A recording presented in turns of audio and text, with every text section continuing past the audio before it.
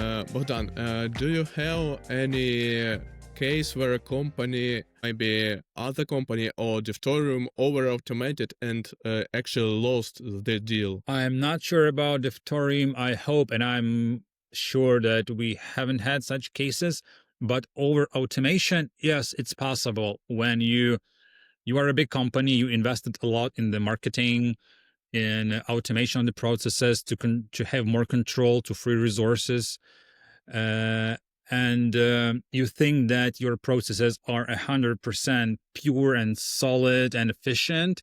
But for example, client came with an unusual approach or message or request, and instead of stepping in as a human and contact the client directly, the robot or chatbot or AI algorithms started to message not relevant respond at all.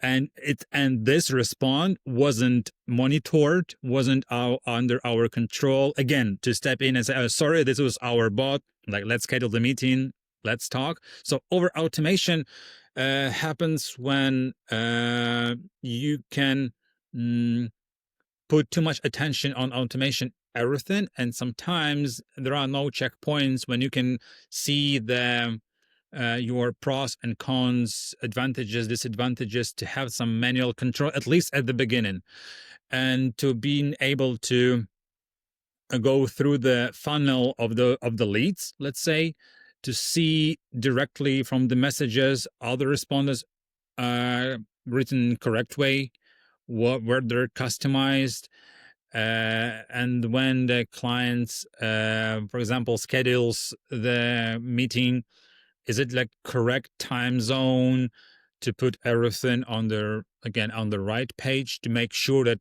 client is happy. Because anyway, just the main concern is always to satisfy our potential clients, make the best product, best impression, and being at the top, let's say the world-class company. And sometimes trying to achieve this goal, we forget about simple processes, simple routine, just being humans, and we want to have the relations first. But when we automate everything, we cannot automate, let's say, emotions. But clients want to talk to the real representative, like sales representative, the CTO, COO, CPO, the CEO, and finally, and this cannot be automated. Some routine can be surely automated, but we need to keep this balance. Yeah, I'm agree with you. You cannot use AI instead of natural charisma or vibe that salesperson have. So, but Exactly. yeah, That's yeah. Sorry to interrupt, because I do really believe that finally, when people want to invest their money, let's say $100,000 or $1 million, they have some criteria to choose the main vendor, to choose the company they want to trust. But how to build the trust?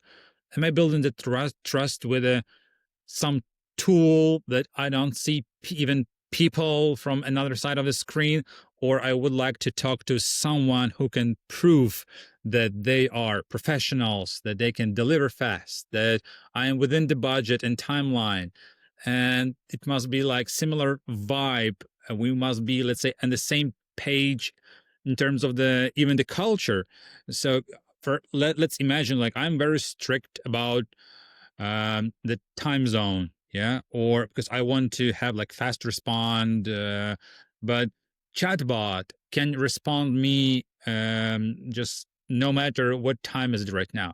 But if I would like to talk to project manager about my pain that came up today, I want to see the real person to answer my questions, and I even don't want, no, please, no chatbots. I want to talk with like Jack, Mark, or someone who's responsible to answer me in person. This is the trust. This is like how it should work. Maybe I'm still a bit conservative, but I think just AI is a great tool to help to us, but we must be partners with him. Let's say Yeah, so. yeah. You need actually this feeling when you understand that you're talking with real person, with real specialist, expert that understand your problems. Let's talk more about areas when AI is actually must have. So when do you think AI outperforms humans? I think that from my side, as a like people, as a man who is in sales processes, starting from the marketing campaigns, lead generation, all the development process, and then customer satisfaction, being in touch with the customer. For me, like when AI is really helpful, is um, starting the dialogue with the client after the first touch. I will just be more specific. I will explain here. For example, client comes to me with the request to create a mobile application. Let's say the taxi mobile application somewhere in South America. And he came just to me with like two sentences, like, "Hello, I need like taxi app like Uber, but for South America. What's the price?" Yeah. And this is the first, I guess, starting point where AI can help. So for this request, I can generate fast and relevant response with clarifying questions, which is more efficient for me instead of sitting and writing it manually, like 10 questions to understand like the budget, um, more specific questions regarding or just do you need like a dashboard, like multi-language currencies, login options, like GPS and blah blah blah blah blah, etc. So I would better just have this prompt to AI, and AI come back to me just in 15 seconds with a like 10 clarifying questions. This is like number one as for sales processes. Number two is provide rough estimation right away.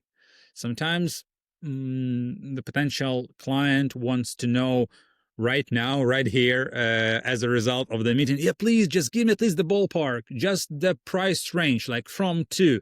At least it costs like 10,000 or a million. I need to know. I need to know to talk to investors. I am not a technical person anymore. I just need to know how much it can cost. And me as a sales, of course, I do have some technical experience, or let's say it's good to have for a salesperson a technical background. But finally, you can miss something, some important dependency or module or block that can be um, hugely, very, very impactful, let's say, or it can increase the estimation highly. But the AI tool, it knows my rate card. It knows what is the company I'm working for, right? It knows what we're doing. And I'm building the prompt to AI and asking, of course, asking like in pretty detailed message to AI, what is the ballpark for such projects having this, and the list of the details. And AI tool provides me with this ballpark. And the third one, if so, it's again, we're going just through the process of touching with the lead, like SQL, MQL lead, and then it's follow-ups, automated follow-ups. I have a like table with thousands leads, like 100 warm leads. I don't need to do our manual work to send follow-ups or regular reminders. This is all automated now. So I'm not, instead of paying, let's say, 3 hours per day, I'm paying 3 minutes per day to do this, just to maintain, just do some settings. Also, automated marketing campaigns, automation processes like analyzing the data, getting information, and um, putting this information into tables and diagrams, graphics, with all the analytics that it wasn't possible to do within even few minutes, you need to spend hours in front of your laptop, but now just AI does it very, very fast and efficient. Making it's more for marketing, but still making the presentations that you send to the clients, customized presentations with a valid and relevant experience and portfolio specific to this client. I think this list can be prolonged and still continued, but I think we can we can still talk about more lots of interesting things.